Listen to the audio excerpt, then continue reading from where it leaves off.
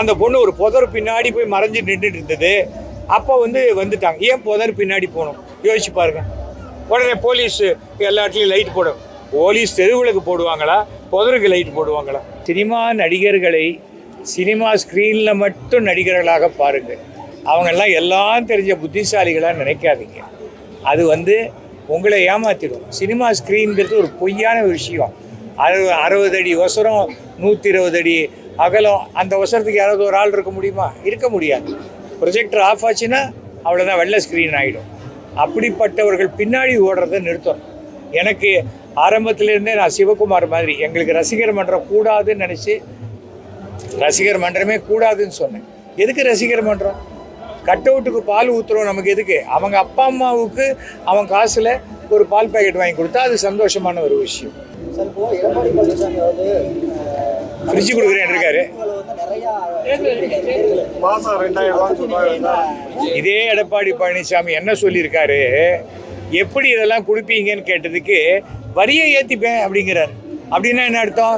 உங்கள் பேக்கெட்லேருந்து பணம் எடுத்து உங்களுக்கு கொஞ்சம் கிள்ளி கொடுக்குறேங்கிறார். அப்போவே ஜனங்க நம்ப மாட்டாங்க.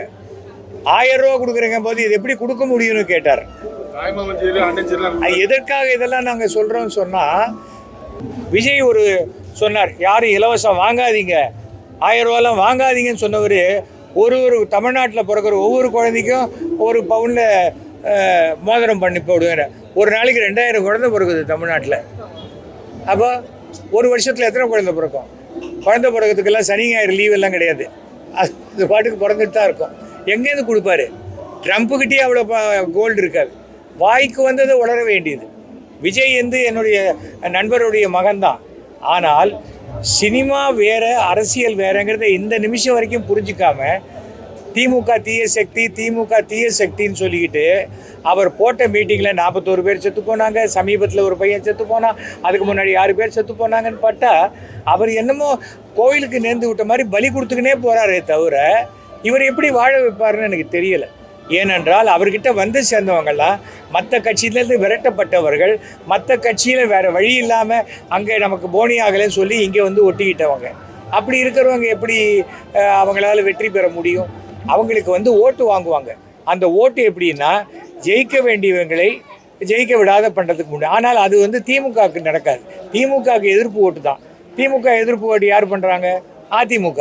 அப்போ அதிமுக ஓட்டை தான் இவங்க பிரிப்பாங்க. அதுதான் நடக்க போகுது. சார், இப்போ தாவேகா தலைவர் இதுவரையிலும் வெளியில் அவ்வளவு வர்றாரு. இப்போ தேர்தல் பிரச்சாரம் ஆரம்பிச்சு தாவேகா தலைவர் அப்படிலாம் இல்லையே. இப்போ வளகாப்புக்கு போயிருக்காரு பாம்பேக்கு. அவர் எவ்வளோ வேலையெல்லாம் பண்ணுறாரு. அவன் எங்கே பிரச்சாரத்துக்கு வரணும்? அவர் அங்கே நின்ன இடத்துலையே அப்படியே அவர் எல்லார் வீட்லேயும் தான் விஜய் இருக்காங்களே. ஆனால் அந்த விஜய்க்கெல்லாம் 18 வயசு ஆகலை. அதான் பிரச்சனை. ஓட்டு இல்லை.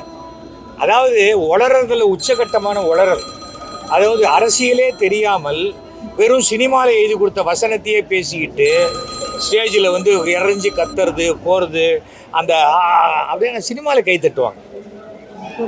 தாய்மார்களே ஓட்டு போடுங்க, தாய்மார்களே எங்களை ஆதரிங்கன்னு ஏன் சொல்கிறாங்க அத்தனை கட்சியும்? தாய்மார்களுக்கு இருக்கிற பொறுப்புணர்ச்சி அவங்க காசில் படிக்கிற குழந்தைங்களுக்கு கிடையாது.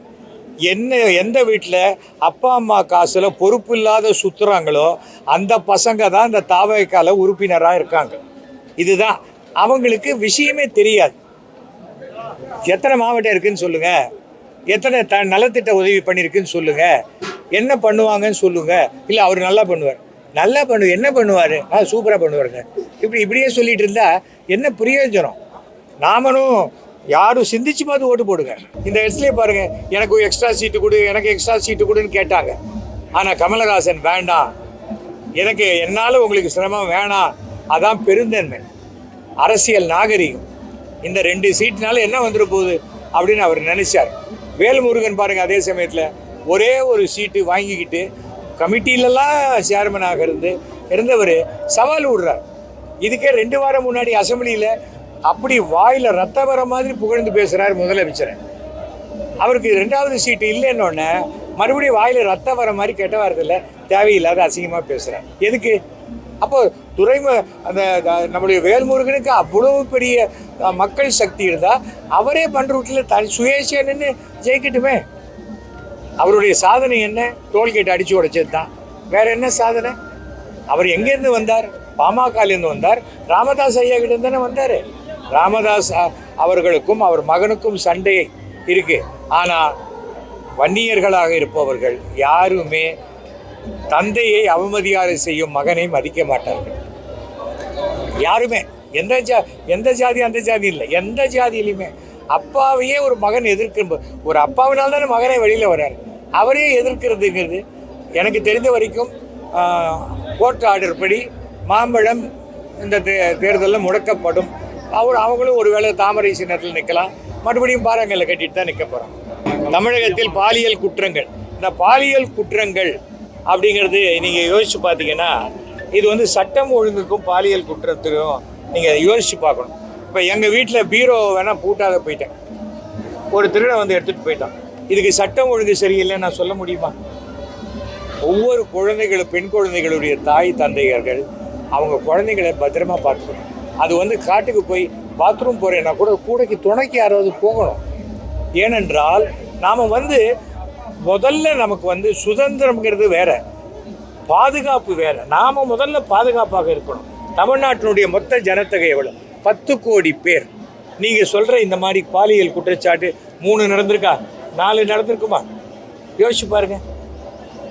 இதனால் ஆனால் பாலியல் குற்றவாளிகளுக்கு அந்த ஷூட்டட் சைட்டு மாதிரி தண்டனை உடனடியாக நிறைவேற்றப்பட்டு அவர்களுக்கு நேரடியான மரண தண்டனை. இந்த போலீஸ் என்கவுண்டர் பண்ணும்போது உடனே ஐயோ மனித உரிமையிலேருந்து ஓடி வந்துடுறாங்க. அது எப்படி நீ சுடலாம்? அவர் பெரிய ரவுடியாச்சே, அவருக்கு நீ பிரியாணினா போட்டு ஜெயிலில் வச்சிருக்கணும், அப்படி தானே பேசுகிறாங்க.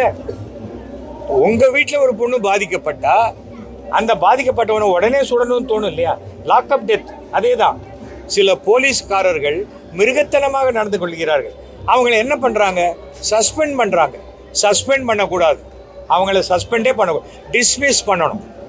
அவங்க கோர்ட்டில் போய் ப்ரூவ் பண்ணி நான் குற்றமற்றவன்னு ப்ரூவ் பண்ண பிறகு மறுபடியும் வேலைக்கு சேர்த்துக்கிட்டோம். நமக்கு உலகத்தில் இருக்கிற அதே சட்டங்கள் தான் நமக்கும் இருக்குது. ஆனால் நம்மக்கிட்ட தண்டனை மாறுபடுகிறது.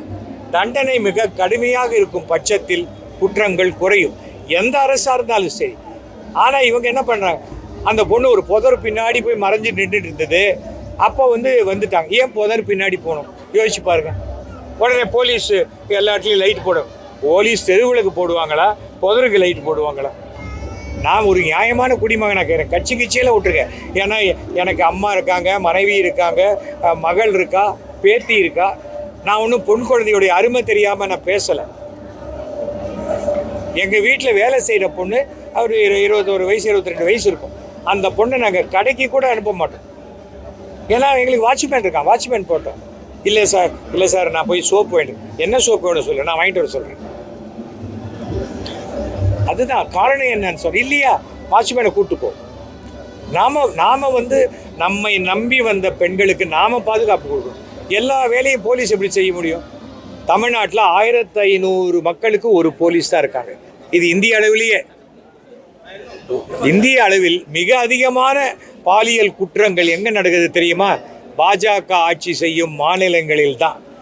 உங்களுக்கு வேணும்னா பாஜகவை ஆதரித்து பேசும் பாண்டே அவர்களே சொன்ன கருத்தை நீங்கள் எடுத்து போட்டுக்கலாம்.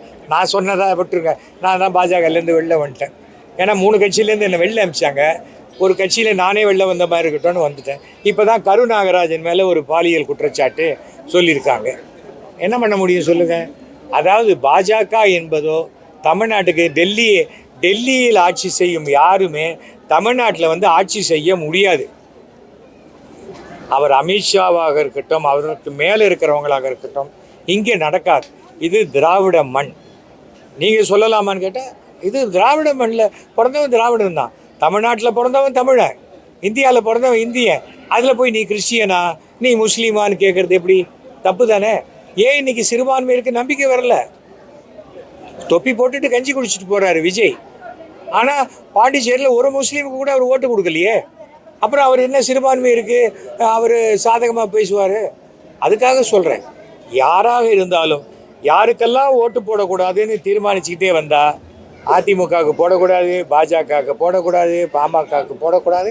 ஏன்னா அவங்க கூட்டணியில் இருக்காங்க. விஜய் எதுக்குமே பிரயோஜனம் இல்லாதவர், அவருக்கு ஓட்டு போட்டு எந்த பிரயோஜனமும் கிடையாது.